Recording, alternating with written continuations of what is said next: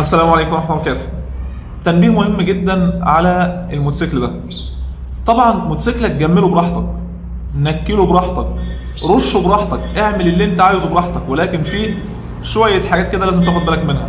يعني انا ما عنديش تعليق على اللي هو عامله في الموتوسيكل.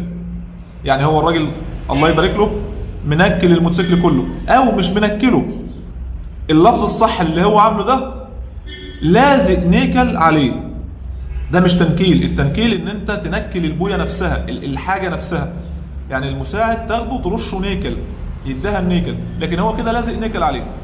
انا تعليقي كله مش على المكنه، اعملها براحتك، اعمل بص شقلب الموتوسيكل، امشي بيه مقلوب، لكن المشكله في الشرايح النيكل اللي انت حاططها على شرايح التبريد بتاعه الموتور.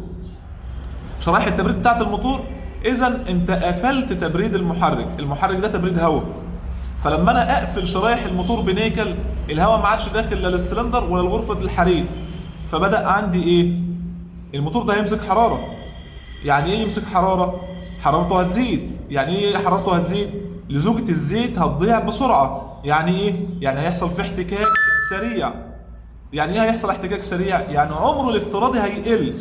لو العمره هتيجي بعد 100,000 كيلو، لا هتبقى بعد 20,000، بعد 30,000، لان انا قفلت النفس بتاعه، لا عاد فيه هواء داخله يبرده، وحبست عليه الحراره جوه، عملت عمليه احتباس حراري، الحراره مش عارف يصرفها بسرعه.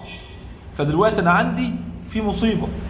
وكمان الزيت نفسه، الزيت لو انا مثلا هغير كل 1000 كيلو، لا انا هغير كل 200، لان الزيت هيحتفظ بحراره اطول فتره ممكنه وحراره اعلى من اللي هو مصمم ليها، لان مفيش حاجه تبرده.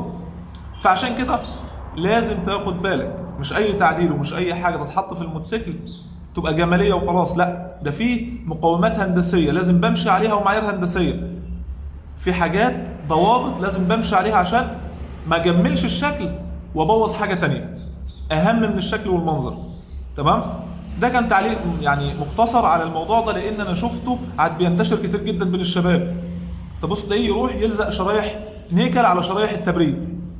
فطبعا قلت لازم انبه يا اخواتي، لعل وعسى ان حد يسمع الكلام ده او يوصل للي عايز يسمعه. دمتم في امان الله. السلام عليكم ورحمه الله وبركاته.